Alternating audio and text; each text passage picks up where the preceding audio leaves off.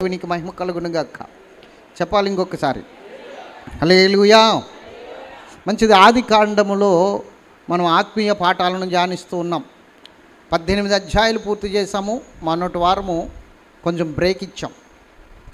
దేవుడు నా హృదయంలో పెట్టిన మాటలు కొన్ని ఆత్మ సంబంధమైన విషయాలు మీతో చెప్పాను. దేవుని కాడి, ఆ కాడి గురించి దేవుడు మనతో మాట్లాడాడు. అవునా? ప్రయాసపడి భారము మోస్తున్న సమస్త జనులారా నా యొద్దకు రండి, నేను మీకు విశ్రాంతిని కలగజేస్తాను. మీ మీద నా కాడి ఎత్తుకునండి, అది తేలిగ్గాను నా భారం సులువుగాను ఉంటుందని ఆయన మాట్లాడాడు గడిచిన వారం. అంటే దేవుని కాడి కింద ఉన్నామా, సాతాని కాడి కింద ఉన్నామా అన్న అంశంపై దేవుడు మనతో మాట్లాడాడు. కొన్ని సందర్భాలు మనకు చూపించాడు. రైట్. అయితే ఈరోజు దేవుని యొక్క మాటలను బట్టి మనం ఆది కాండంలోనికి ఎంటర్ అవుదాం. ఆది కాండం 19వ అధ్యాయంలోనికి ఈరోజు ముందుకు వెళ్తున్నాం. 19వ అధ్యాయములో మనకి కొన్ని విషయాలు మనకి బయలుపరచబడతాయి. 19వ అధ్యాయంలో ఎవరున్నారు? 18వ అధ్యాయం అంతా కూడా అబ్రహాం దగ్గర స్టోరీ మనం చదువుకున్నాం. 5 అంశాలు ఉన్నాయి. 18వ అధ్యాయంలో 5 అంశాలు మనము చూసుకున్నాం. తర్వాత అక్కడి నుంచి ఇద్దరు దేవదూతలు ఎక్కడికి వచ్చేసారు? సొదొమ గొమొర్రా పట్టణానికి వచ్చేసారు. ఆ తర్వాత యెహోవా పరమునకు వెళ్ళిపోయాడు. అబ్రహాము తన ఇంట్లోనికి వెళ్ళిపోయాడు. అక్కడతో 18వ అధ్యాయం పూర్తయిపోయింది. ఆ తర్వాత ఈ ఇద్దరు మనుషులు అని అక్కడ రాయబడి ఉంది కదా, ఆ ఇద్దరు మనుషులు ఇద్దరు దేవదూతలుగా ఇక్కడ మనకు కనబడతారు. ఓకే. ఆ ఇద్దరు దేవదూతలుగా సొదొమ గొమొర్రా పట్టణంలోనికి వస్తారు. ఆ సొదొమ పట్టణంలో ఉన్న లోతు గావిని యొద్ద కూర్చుని ఉంటాడు. అక్కడ సాయంకాల సమయము అని రాసి ఉంటుంది. అక్కడ స్తోత్రం చెప్పాలి. సాయంకాల సమయంలో గావిని యొద్ద కూర్చుని, గావిని అంటే ఏంటంటే సింహద్వారం, అంటే ఇంకా ఆ ఊరికి ఎంటర్ అయ్యే ప్రదేశం అన్నమాట, సింహద్వారం. స్తోత్రం చెప్పాలి. ఆ గావిని యొద్ద కూర్చుని ఉంటాడు, ద్వారం దగ్గర కూర్చుని ఉంటాడు. ఆ దేవదూతలు అక్కడికి వస్తారు. ఆ దేవదూతలు అక్కడికి వచ్చినప్పుడు వెంటనే లోతు వారిని చూసి సాష్టాంగ నమస్కారం చేసి, ప్రభువులారా మీరు మా ఇంటికి వచ్చి ఈ రాత్రి బస చెయ్యాలి, విందు చెయ్యాలి, ఆతిథ్యం ఇస్తాను నేను, మీరు రావాలి అని బ్రతిమలాడతాడు. ఆ సందర్భంలో అక్కడున్న వారిద్దరూ అంటారు, మేము రాము, ఈ నడి రోడ్డు మీదే ఈ రాత్రి వెళ్ళబుచ్చుతాం, ఈ నడి రోడ్డు మీదే మేము ఉంటాం, ఈ నడి రోడ్డు మీదే కాలక్షేపం చేసేస్తాం ఈ రాత్రి అంతా. ఎందుకంటే ఇక్కడ పరిస్థితి అంతా కూడా దారుణంగా ఉంది. మేము ఎవరింటికి రాము, ఎవరింటికడ ఆతిథ్యం తీసుకోము, ఎవరిచ్చిన ఆతిథ్యం మాకు అవసరం లేదు.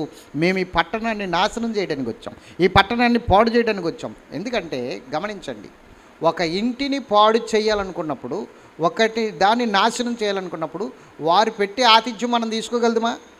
చెప్పండి.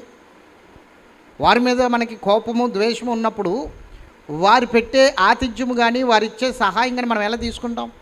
మనం దావీదు దగ్గరికి వెళ్తే దావీదు యుద్ధం చేస్తాడు. యుద్ధం చేసినప్పుడు ఆ యుద్ధంలో అలిసిపోయి దాహంతో ఉంటాడు. దాహం వేస్తుంది, నాకు ఎవరైనా మంచినీళ్ళు తెచ్చేవాడంటే, దావీదు యొక్క వీరత్వానికి, దావీదు యొక్క బలానికి శత్రుదండులో ఉన్న ఒకడు చూసి ముచ్చటేసుకొచ్చి, దావీదు ఇంత వీరుడు దాహంతో చచ్చిపోకూడదని శత్రుదండులో ఉన్న నీళ్లు పట్టుకొచ్చి ఇస్తాడు, నీళ్ళు తిట్టు. ఆ నీళ్ళు ఎంతో దాహంతో ఉంటాడు దావీదు. ఎంతో దాహంతో ఉంటే ఆ నీళ్ళు తెచ్చిస్తాడు. నువ్వెవరివని అడుగుతాడు. నేను నీ ఆపోజిట్, అనగా నీ మీదకి శత్రుత్వంతో వచ్చిన యుద్ధం చేయడానికి వచ్చిన వారిలో ఒక మనిషిని, దాహంతో ఉన్నవాడిని మంచినీళ్ళు ఇవ్వడానికి వచ్చానంటే, నేను ప్రాణాలు తీయబోయేవాడు, నాకు ప్రాణాలు పోయేదగునా అని చెప్పేసి వెంటనే ఆ నీళ్ళు తిత్తిని పాడేసి వెంటనే వాడిని చంపేస్తాడు. నేను తాగను నీళ్ళు, నువ్వు తెస్తే నీళ్ళు తాగను, ఎందుకంటే నేను ప్రాణాలు తీయాలి. ఇప్పుడు నీళ్ళు తాగినాను కొన్ని ప్రాణాలు తీయకూడదు, అప్పుడు దేవునికి విరోధంగా పాపం చేసిన అవుతాను. దేవుడు నిన్ను చంపమని ఆజ్ఞ ఇచ్చాడు నాకు, కాబట్టి నిన్ను చంపేటప్పుడు నువ్వు నాకు నీళ్ళు ఇస్తే కృతజ్ఞత భావంతో నిన్ను వదిలేయాలి. కాబట్టి నీ నీళ్ళు నేను తాగనని నేల మీద పోసేసి వాడిని చంపేస్తాడు అక్కడ. అంటే ఏదైనా మనము ఎవరికైనా ఏదైనా చేయాలనుకున్నప్పుడు ఏం చేస్తామంటే, మేలు చేసినప్పుడు వాళ్ళు ఇచ్చింది సంతోషంగా తీసుకుంటాం. కానీ వాళ్ళ మీద మనకి కోపము ద్వేషము పగ ఉందనుకోండి, వాళ్ళు ఏం పెట్టినా మనము అభ్యంతర పెడతాం, వద్దు మాకు అవసరం లేదు, మేము తినం, మేము తాగం. అలాగే ఇప్పుడు అక్కడికి వచ్చిన ఆ ఇద్దరు మనుషులు కూడా ఆ పట్టణాన్ని నాశనం చేయడానికి వచ్చారు. ఆ పట్టణాన్ని అగ్నిగంధకములతో కాల్చివేయడానికి, ఆ పట్టణంలో ఉన్న వారిని నాశనం చేయడానికి వచ్చారు. మరి ఏం తీసుకుంటారు? అక్కడ తీసుకోరు కదా. చాలాసేపు బ్రతిమాలన్నట్లుగా అక్కడ మనకు కనబడుతుంది లోతు. అటువంటి సందర్భంలో లోతు బ్రతిమలాడుతూ ఉండగా ఇంకా వారికి అర్థమయ్యేది ఏంటంటే, ఇతడు తప్పించబడే పరిస్థితిలో ఉన్నాడు కాబట్టి ఇతడు నీతిమంతుడు కాబట్టి ఇతని ఇంటికి వెళ్ళొచ్చు, ఇతని ఇంటికి వెళ్ళి మనము ఆతిథ్యము తీసుకోవచ్చు అని చెప్పి బ్రతిమలాడగా. ఎందుకంటే వాస్తవానికి లోతు కూడా నాశనం అయిపోవాలి, లోతు కూడా చచ్చిపోవాలి, లోతు కూడా కాలిపోవాలి, లోతు కుటుంబం కూడా నాశనం అయిపోవాలి. కానీ అబ్రహామును బట్టి లోతు తప్పించబడ్డాడని మనం గతంలో చదువుకున్నాం. అలాగే ఇప్పుడు అబ్రహామును బట్టి ఇతడు తప్పించబడతాడు కాబట్టి ఇతడికి మనం ఉపకారం చేస్తాం, కాబట్టి ఇతన్ని బయటికి తీసుకొచ్చేస్తాం, కాబట్టి ఇతని ఇంటికి వెళ్ళి భోజనం చేయొచ్చు, ఇతని ఇంటికి వెళ్ళి మనము ఆతిథ్యం చేయొచ్చు అని చాలా చేపటికి గెబితులోనికి వచ్చి ఆలోచించుకుని అప్పుడు ఆ ఇద్దరు మనుషులు లోతు ఇంటికి వెళ్తారు. అప్పుడు ఆ ఇంటికి వెళ్ళి లోతు ఇంటికాడ భోజనం చేస్తారు. చీకట పడే సమయం వచ్చింది. ఆ సొదొమ గొమొర పట్టణస్థుల యొక్క బుద్ధులు బయటపడతాయి. సాయంత్రం అయ్యేసరికి వాళ్ళు ఏం చేస్తారంటే ఫుల్గా మద్యం చేవిస్తారు. అక్కడ రాయబడి ఉంటుంది, పిల్లల కానించి పెద్దవారు వరకు ఒకటే పని, త్రాగడం, తిరగడం, ఎవరైనా కొత్తవారు కనిపిస్తే వారితో జలసా చేయటం, పాపం చేయటం.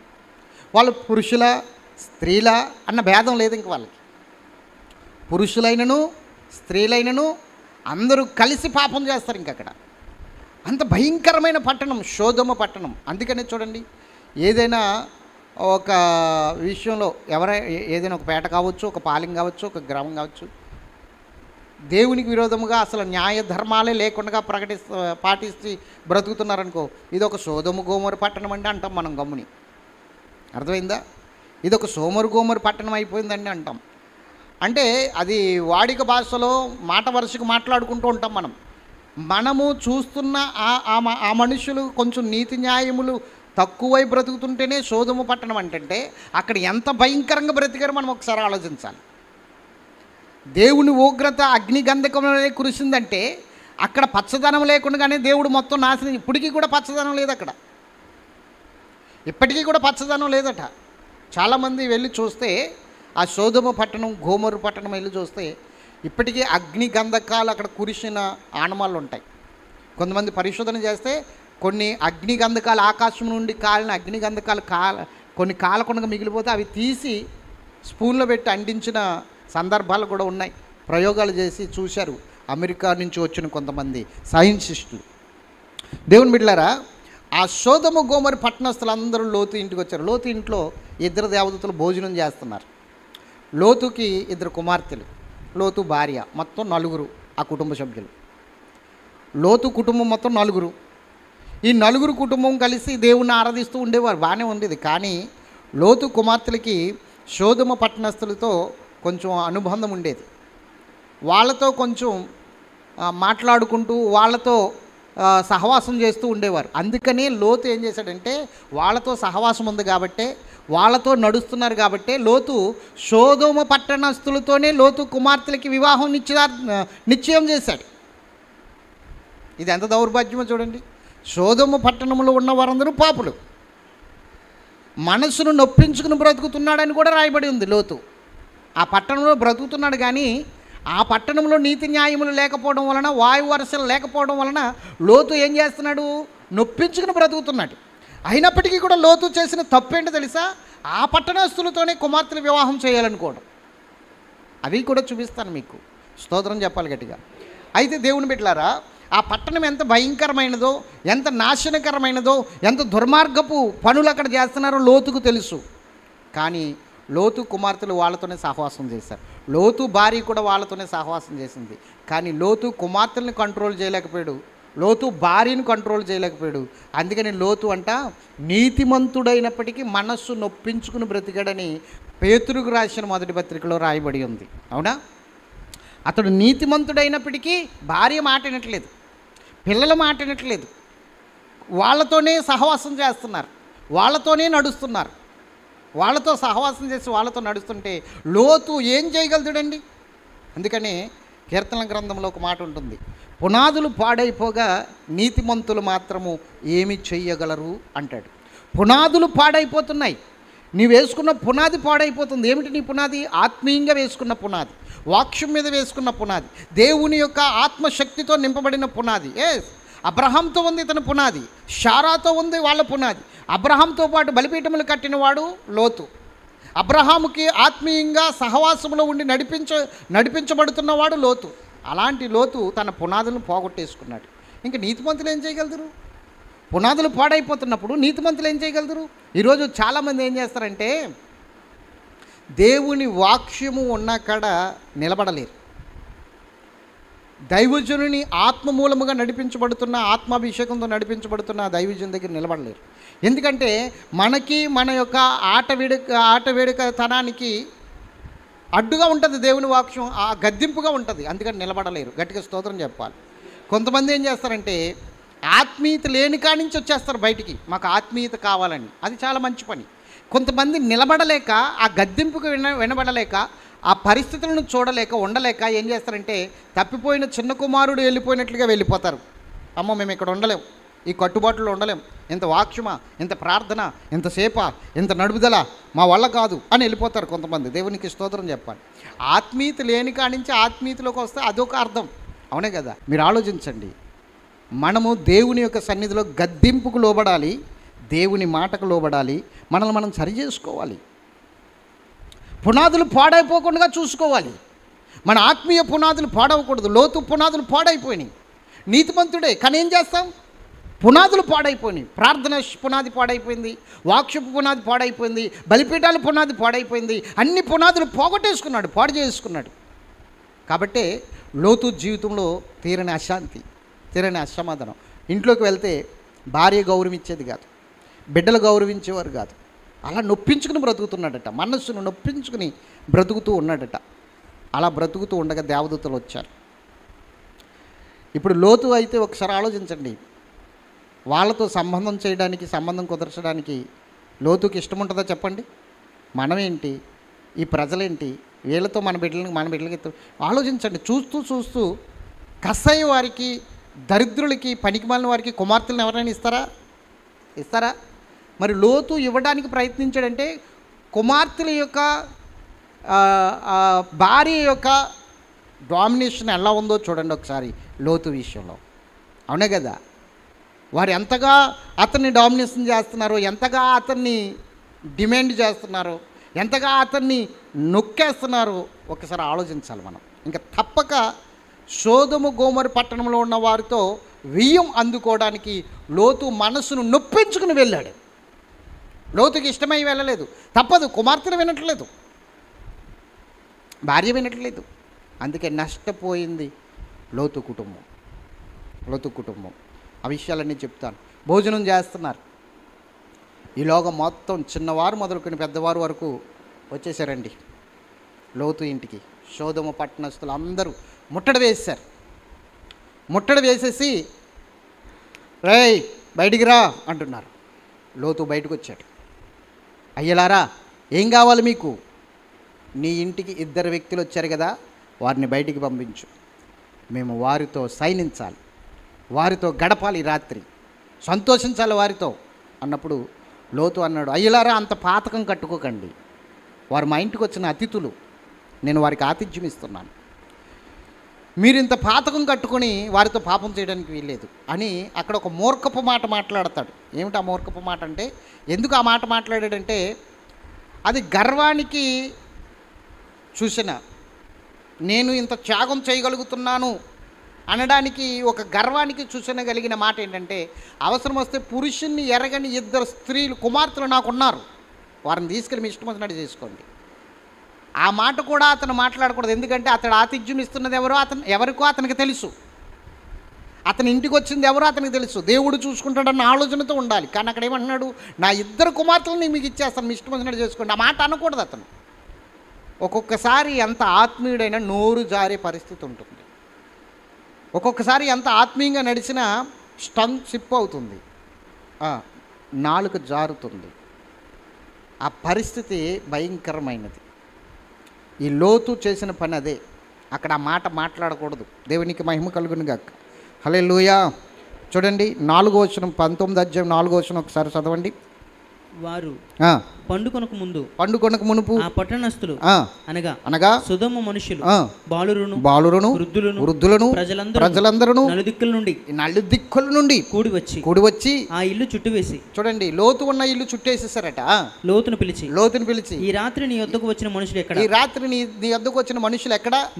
మేము వారిని కూడినట్లు మా వారిని వెలుపలకు తీసుకురా అతనితో చెప్పగా, లోతు వెలుపల ద్వారమునొద్దనున్న వారి దగ్గరికి వెళ్ళి తన వెనుక తలుపు వేసి అన్నలారా ఇంత పాతకము కట్టుకోకండి.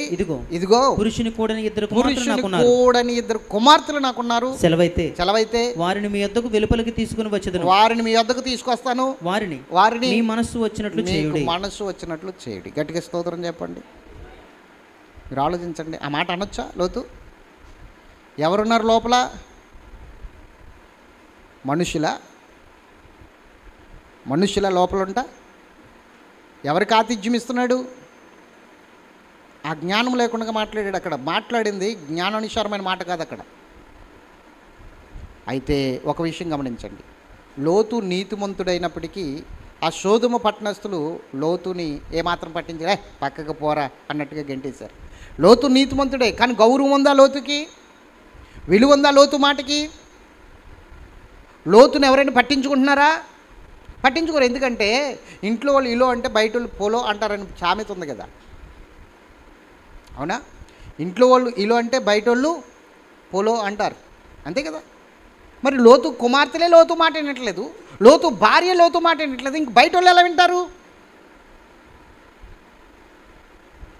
బయట వాళ్ళు వినరు. అందుకని లోతు చెప్పినది వాళ్ళు అర్థం చేసుకోకుండా, పక్కకు పోరా, ఎక్కడి నుంచో వచ్చావు, ఇక్కడ కాపురం ఉంటున్నావు, మా దయతో నువ్వు ఇక్కడ బ్రతుకుతున్నావు, నువ్వు మాకు న్యాయాధిపతివా, నువ్వు మాకు న్యాయ సూక్తులు ప్రకటిస్తావా, పక్కకు తప్పుకో అన్నారు. పక్కకు తప్పుకో అని దొమ్మిగా పడపోయారండి అందరూ ఒక్కసారిగా మీద. అక్కడ రాయబడింది, పిల్లలు మొదలుకునండి, బాలుర్లు మొదలుకొని పెద్దవాళ్ళ వరకు వచ్చేసారంటే ఇంకా వాళ్ళకి అదే పని. చిన్నలు, పెద్దలు, వృద్ధులు అందరికీ అదే పని, అదే పాపం. తెల్లారులైతే పాపం. లోతు దగ్గరికి వచ్చేసారు. దొమ్మిగా వస్తుంటే అప్పుడు లోపలున్న ఆ ఇద్దరు మనుషులు లోతుని లోపలికి లాగేసి తలుపేసేసారు. తలుపేసేసి వాళ్ళకి ద్వారం ఎక్కడుందో కనబడకుండా కనుమొబ్బు కలగజేశారట వాళ్ళందరికీ. ఎవరికి? దొమ్మిగా వచ్చిన ప్రజలందరికీ వీళ్ళు ఏం చేశారు? కనుమొబ్బు కలగజేశారు. కళ్ళు కనబడట్లేదు వాళ్ళకి. ద్వారం ఎక్కడుందో నెతుకున్నారంటే ద్వారం పగలగొట్టేద్దామని వెళ్ళారు, కానీ ఈలోగా కనుమొబ్బు వచ్చేసింది. ద్వారం ఎక్కడుందో నెతుకుంటున్నారు. ఇది ఇల్లు అయితే గిరగిరా తిరుగుతున్నారు, కానీ ద్వారం దగ్గరికి వెళ్ళలేకపోతున్నారు. తెల్లవార్లు అదే పని వాళ్ళకి. స్తోత్రం చెప్పాలి. దేవునికి అసాధ్యమైంది ఏది లేదు నాన్న. నీ ప్రాణం మీదకి వచ్చిన సమస్య అయినా, నీ కుటుంబం మీదకి వచ్చిన సమస్య అయినా, భయంకరమైన సమస్య ఏదైనా దేవుని మీద ఆధారపడి దేవుని చేతులకు అప్పగిస్తే దేవుడు నీకు సెక్యూరిటీ ఏర్పాటు చేస్తాడు. దేవుడు నీ ఇంటి చుట్టూ, నీ కుటుంబం చుట్టూ, నీ కుటుంబస్తుల చుట్టూ, నీకు కలిగి ఉన్న సమస్తం చుట్టూ ఒక కంచి వేసేస్తాడు. ఎవరు ఆ కంచి దాటి లోపలికి రావడానికి వీల్లేదు. దేవుని మీద ఆధారపడి చూడు, దేవుణ్ణి నీ హృదయంలో చేర్చుకుని చూడు. అప్పటికే వాళ్ళ ఇంట్లో దేవుడు ఉన్నాడు, దేవదూతలు ఉన్నారు. దేవదూతలే అనుకుందాం, దేవదూతలుగానే పరిచయం అవుతున్నారు కదా మనకి వాళ్ళు, అలాగే అనుకుందాం. లోపల ఉన్నారు వాళ్ళు. ఇంకేంటి నీకు లోటు? నీ హృదయంలో ఉన్నప్పుడు, నీ ఇంటిలో ఉన్నప్పుడు నీకు లోటేంటి నాయన? ఎంతోమంది రావచ్చు దొమ్మిగా నీ మీదకి, కానీ దేవుడు నీకు ఇచ్చే సెక్యూరిటీ సామాన్యమైనది కాదు. ఆధారపడి చూడు దేవుని మీద, ఆయన మీద ఆనుకుని చూడు. నీకెంత విజయం వస్తుందో, శత్రువు ఎంత నలిగిపోతాడో చూడు. దావీదు దేవుని మీద ఆనుకున్నాడు, దేవునిపై ఆధారపడ్డాడు కాబట్టి శత్రువు సౌలు దావీదుని ఏమీ చేయలేక దావీదు దగ్గరికి వచ్చి, నాయనా నన్ను క్షమించని పాదాలు పట్టేసుకున్నాడు. చంపాలను చూసిన వ్యక్తి. దేవుని మీద ఆధారపడితే నీకు వచ్చే సెక్యూరిటీ సామాన్యమైనది కాదు, సామాన్యమైనది కాదు. గుర్తుంచుకో, ఈరోజు దేవుడు నీతోనే మాట్లాడుతున్నాడు. ఆ సెక్యూరిటీ ఇచ్చాడు, కనుమొబ్బు కలగజేశాడు. కనుమొబ్బు కలగజేసేసరికి వాళ్ళు ద్వారం కనుగొనలేకపోయారు. గబగబా తీసుకొచ్చారు బయటికి లోతుని. లోతు, నీ కుటుంబంతో సహా బయటకు వచ్చి, మేము ఈ పట్టణాన్ని నాశనం చేయడానికి వచ్చాం, నాశనం చేయడానికి వచ్చాం. బయటకు వచ్చేయండి. అయ్యయ్యా, నాకు ఇక్కడ నా కుమార్తెలకి తగిన జోడని ఇద్దరిని సంబంధం మాట్లాడుకుని ఉంచుకున్నాను, నువ్వు అనుమతిస్తే వాళ్ళని తీసుకొచ్చేస్తాను, నీకు కావాల్సిన వాళ్ళని తెచ్చుకో వెళ్ళన్నారు. వాళ్ళు వెళ్ళారు, లోతు వెళ్ళాడు. వచ్చండి ఈ రాత్రి ఈ పట్టణాన్ని దేవుడు నాశనం చేస్తున్నాడు, మా కూడా వచ్చండి అంటే వాళ్ళు ఏలన చేశారండి, అవమానపరిచారు. చూడండి ఆ మాట. 14వ వచనం. లోతు బయటకు వెళ్ళి తన కుమార్తెలను పెండ్లాడనయ్యున్న తన అల్లుళ్లతో మాట్లాడి లెండి ఈ చోటు విడిచిపెట్టి రండి, యెహోవా ఈ పట్టణమును నాశనం చేయబోచున్నాడని చెప్పాను. అయితే అతడు తన అల్లుల దృష్టికి ఎగతాళి చేయువాని వలె ఉండెను. దేవునికి స్తోత్రం చెప్పండి. ఎవరికి ఇవ్వాలనుకుంటున్నాడు ఇప్పుడు కుమార్తెల్ని? సోదోమ పట్టణస్థులకి. అంటే ఎంతగా దిగజారిపోయారో చూడండి ఆ కుటుంబం. ఆ పట్టణాలు నాశనమైన పట్టణాలని, దారుణమైన పట్టణాలని లోతుకు తెలుసా లేదా? అయినా కూడా వాళ్ళకే తన కుమార్తెనిచ్చి పెండ్లి చేద్దాం అనుకున్నాడంటే లోతు కుమార్తెలు, లోతు భార్య ఎంతగా బలవంతం చేశారో అతన్ని ఒకసారి ఆలోచించండి. నేను అంటాను బిడ్డలారా, భర్త ఆత్మీయంగా ఉంటే భార్య కూడా ఆత్మీయంగా నడవాలి. భార్య భర్తలు ఆత్మీయంగా ఉంటే బిడ్డలు కూడా ఆత్మీయంగా నడవాలి. తండ్రి ఒక్కడే ఆత్మీయంగా ఉంటే భార్య కానీ బిడ్డలు కానీ ఆత్మీయంగా లేకపోతే ఆ కుటుంబము, భర్త ఒక్కడ ఆత్మీయంగా ఉండడం వలన, ఇంటి యజమానుడు ఒక్కడ ఆత్మీయంగా ఉండడం వలన ఆ కుటుంబం ఏమీ అంత బాగోదు. ఎందుకంటే వాళ్ళ మాటలు ఒకటైపోతాయి, వాళ్ళ ఆలోచనలు ఒకటైపోతాయి, ఇతని ఆలోచన ఒకటైపోతుంది. ఇతడు చెప్తాడు, అలా కాదు మనం ప్రార్థన చేద్దాం, ప్రార్థన పూర్వకంగా వెళ్దామంటే ఎంత మాట ప్రార్థన అంటారు ఏంటండి? ప్రార్థన చేసుకుందాం, మనం చేసేది మనం చేయాలి కదా అని భార్య బిడ్డలు అన్నారనుకోండి, ఇతని మాట ఎక్కడ చెల్లుతుంది? అప్పుడు లోతు కుటుంబం లాగానే మన కుటుంబం కూడా పాడైపోవడానికి కారణమవుతుంది. అందుకనే నీవు ఏ విధంగా అయితే ఆత్మీయంగా నడుతున్నావు నీ కుటుంబం కూడా కట్టబడాలి. నీ మాట వినినప్పుడే నీ కుటుంబం కూడా, ఆ కుటుంబం ఆశీర్వదించబడుతుంది. లోతు మాట లోతు భార్య కానీ లోతు బిడ్డలు కానీ వినలేదు. అందుకని లోతు కుటుంబం శాపగ్రస్తమైన స్థితికి వెళ్ళిపోయింది. కానీ నోవాహు మాట, నోవాహు కుమారులు, నోవాహు భార్య, నోవాహు కోడలు విన్నారు కాబట్టి వారు ఆత్మీయంగా వాడకట్టగలిగారు. అర్థమవుతుందా? దేవుడు నోవాహుతోనే మాట్లాడాడు, కానీ నోవాహు భార్యతో మాట్లాడలేదు, నోవాహు కుమారులతో మాట్లాడలేదు, నోవాహు కోడళ్ళతో మాట్లాడలేదు. నోవాహుతో మాట్లాడినప్పుడు నోవాహు చెప్పింది భార్య విన్నది, కొడుకులు విన్నారు, కోడళ్ళు విన్నారు. కాబట్టి నోవాహు కుటుంబము ఎనమండుగురు కూడా రక్షించబడ్డారు జలప్రలయంలో కొట్టుకుపోకుండా. కానీ లోతు కుటుంబం అట్లా కాదు. ఎంతో కొంత నష్టం లోతు కుటుంబానికి జరిగింది, కానీ నోవాహు కుటుంబానికి జలప్రలయంలో అసలు నష్టమే జరగలేదు. దేవుడు వారిని పోషించాడు. అవునా? మాట్లాడరే.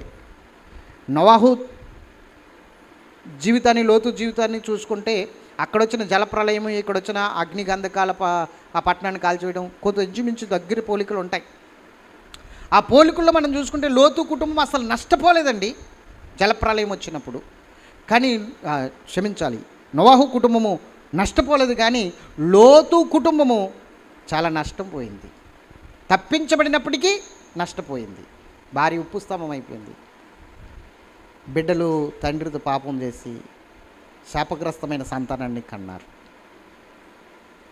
మరి ఈ విషయాలు బట్టి లోతు ఎక్కడ, నోవాహు ఎక్కడ? నోవాహుతో పాటు వాళ్ళు ఆత్మీయంగా ఉన్నారు కుటుంబం అంతా, కానీ లోతుతో పాటు లోతు కుటుంబం ఆత్మీయంగా లేదు. అందుకే నష్టపోయింది. ఈరోజు చాలా విషయాల్లో మేము ఎంత ప్రార్థన చేస్తున్నా, ఎన్ని విషయాల్లో ఉన్నా, ఇలా ఉన్నా ఏంటండి మాకు ఈ పరిస్థితి అంటే, నీ కుటుంబం ఎలాగుందో ఒకసారి ఆలోచించుకో. ఏ విధంగా నడుస్తుందో నీ కుటుంబం ఒకసారి ఆలోచించుకో. ఈ ఒక్క విషయాన్ని నేను మీకు చెప్పి ముగిస్తాను.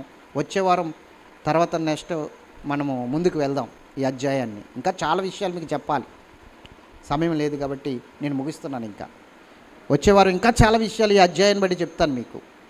అర్థం చేసుకోండి. లోతు కుటుంబం, నోవాహు కుటుంబం పక్క పక్కన పెట్టుకుని చూడండి. Same to same. లోతు కుటుంబం అయితే సోదము గోమరు పట్టణాలు, 2 పట్టణాలు నాశనం అవడం అక్కడ చూస్తాం. కానీ నోవాహు కాలంలో చూస్తే మొత్తం భూమి మీద ఉన్న సమస్త జీవరాశి నాశనం అవడం చూస్తాం.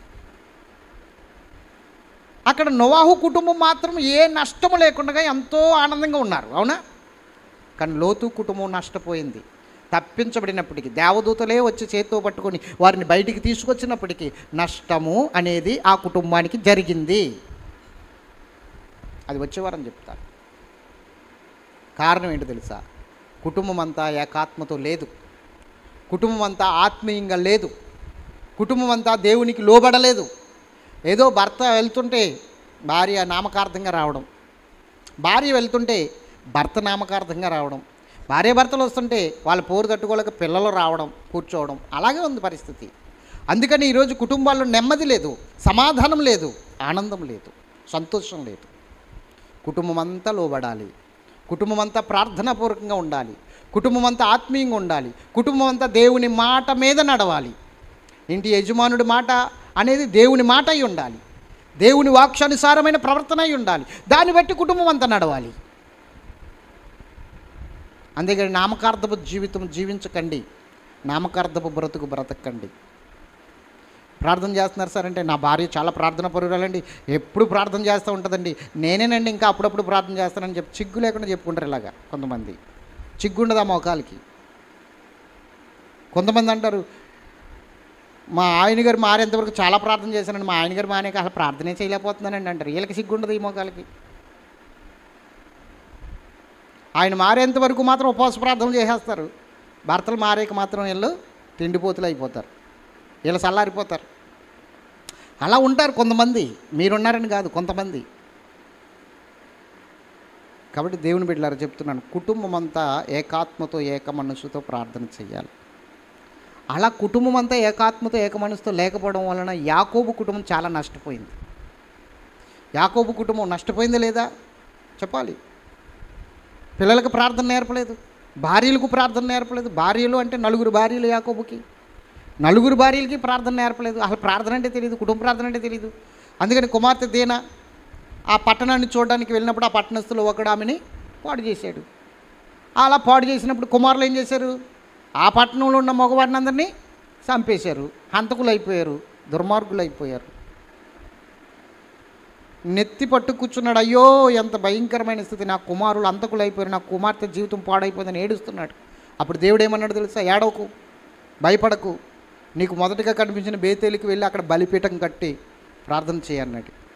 అక్కడ బలిపీఠం కట్టడానికి అప్పుడు కుమార్తెలతోని భార్యలతోని పనివారితోని అన్నాడు, మిమ్మల్ని మీరు శుద్ధి చేసుకుని మీ ఒంటి మీద ఉన్న బంగారం తీసేసి ఇప్పుడు రండి మనం దేవునికి బలిపీఠం కడదాం అన్నాడు. అప్పుడు చెప్పాడు, రండి మనం అంతా కలిసి ప్రార్థన చేద్దామని. అంతకుముందే ఉంటే ఈ మాట, అంతకుముందే ప్రార్థన శక్తితో ఉంటే అంత నష్టం జరగదు కదా. నష్టపోయిన తర్వాత ఏముంది? ఇంకా పెద్దలు అంటారు కదా, చేతులు కాలిన తర్వాత ఆకులు పట్టుకుని ఏం ప్రయోజనం అని. నువ్వు కుండ దింపినప్పుడే క్లాత్ ఏదోటి పట్టుకోవాలా. కుండ దింపినప్పుడు గవ్వగా చేపట్టేసుకుంటే కాలిపోయాక ఇంకేం చేస్తావు నువ్వు?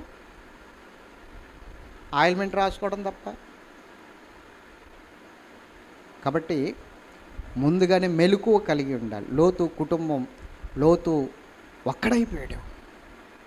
ఒక్కడి ప్రార్థన బలం ఉంటుందా చెప్పండి? కుటుంబంలో ఒక్కడి మాటకి విలువ ఉంటుందా చెప్పండి? కుటుంబం అంతా ఏకాత్మతో ఉండాలంటే పరిశుద్ధాత్మ దేవుడు పని చేయాలి మన కుటుంబంలో. దేవుని ఆత్మ నడుపుదల ఉండాలి, అది మనం గమనించాలి. కాబట్టి ప్రార్థనాపూర్వకంగా ఉండండి. ఒకరటు ఒకరిటు కాదు. లోతు కుమార్తెలను పెళ్లి చేసుకునేవారు నాశనం అయిపోయి పట్టణంలో ఉన్నారు. వాళ్ళు ఏమన్నారు తెలుసా? పిచ్చెక్కిందా? ఆ మాట చదవండి, 14వ వచనం మరలా చదవండి. లోతు బయటికి వెళ్ళి తన కుమార్తెలను పెండ్లాడనై ఉన్న తనకు అల్లుళ్లతో మాట్లాడి, లెండి ఈ చోటు విడిచిపెట్టి రండి, యెహోవా ఈ పట్టణమును నాశనం చేయబోచున్నాడని చెప్పెను. అయితే అతడు తన అల్లుళ్ళ దృష్టికి ఎగతాళి చేయువాని వలె నుండెను. ఎలా ఉన్నారట? ఎగతాళి చేశారట. ఏంటి పట్టణం నాశనం అయిపోద్దా? మీ దేవుడు చెప్పాడా? మీ దేవుడు అంత గొప్పవాడా? మీ దగ్గరికి వచ్చాడా? మీ ఇంటికి వచ్చేసాడా? ఆహా, అయితే మీరే రక్షించబడండి, మేము గాలిపోతాంలే, మేము చచ్చిపోతాంలే, అలానే అనికేంటి అంటే అల్లుళ్ళ దృష్టికి కూడా మామగారు ఎలా ఉన్నాడు? ఇప్పుడు ఎలా ఉన్నాడు చెప్పాలి. లోకువ. ఎందుకు లోకువ చెప్పనా? వీళ్ళు వెళ్ళి సంబంధం ఆడపిల్లలే కుదుర్చుకుని వచ్చేసారు. ఎందుకంటే ప్రేమించారు, చచ్చినట్లు కుదర్చుకోవాల్సి వచ్చింది. ఇష్టముండి కాదు, మనసు నొప్పించుకుని చేశాడు. వాళ్ళు ఏం చెప్పేవారు, మా నాన్న మాట ఏం పెద్ద పట్టించుకోము ఇంట్లో, మా నాన్న అలా అంటూ ఉంటాడు చేదత్తంగాడు, మా నాన్న అలాగే మాట్లాడుతూ ఉంటాడు. అప్పుడు వాళ్ళకి ఎలా ఉంటుంది, ఓహో వీళ్ళ నాన్న పెద్ద మెంటల్గాడు అన్నమాట, వీళ్ళ నాన్న పెద్ద చేదత్తంగాడు అన్నమాట. ఇప్పుడు వచ్చి మాట్లాడితే విలువిస్తారా, వెళ్ళవయ్యా చెప్పవు కానీ, ఇప్పుడు చేదత్వం పరాకాష్ఠకి వెళ్ళిపోయింది అనుకుంటారు కదా, అనుకుంటారా లేదా? నువ్వే నీ ఇంటిని తీసుకెళ్ళి బయట లోకు చేస్తున్నావు, నీ కుటుంబాన్ని తీసుకెళ్ళి రోడ్డు మీద పెడుతున్నావు. ఆ మాటలను బట్టి ఇప్పుడు అల్లుళ్ళు కావలసిన వారు కూడా మామగారికి విలువ ఇవ్వాల. కాబట్టి ఆలోచించండి, మనము దేవుని మాట మీద నడవాలంటే మన ఇంటి యజమానుడు దేవుని ఆత్మతో నింపబడిన వాడైతే మనం అలా నడవాలి, కుటుంబం అంతా నడవాలి. ఎంతమందికి అర్థమైంది? ఏం చేద్దాం? ఇంకా 19వ అధ్యాయం పూర్తి అవ్వాలా, వచ్చే వారం పూర్తి చేసుకుందాం. వచ్చే వారం 19వ అధ్యాయం ఇంకా చాలా ముఖ్యమైన విషయాలు ఉన్నాయి. ఈ విషయాలన్నీ చెప్పడానికి గడిచిన వారం నేను 19వ అధ్యాయంలోకి ఎంటర్ అవ్వకుండా దేవుడు నా మదిలో ఉంచిన కొన్ని మాటలు మీకు చెప్పాను. కాబట్టి ఈ 19వ అధ్యాయాన్ని ధ్యానిస్తున్నప్పుడు కొన్ని విషయాలు దేవుడు నాతో మాట్లాడడం జరిగింది. ఆ విషయాలన్నీ వచ్చే వారం కూడా మీకు నేను తెలియజేస్తాను. దేవుడి మాటలు తన వినికిడిలో దీవించునుగాక. ఆమేన్. ప్రార్థన చేసుకుందాం. దయచేసి మోకరించండి.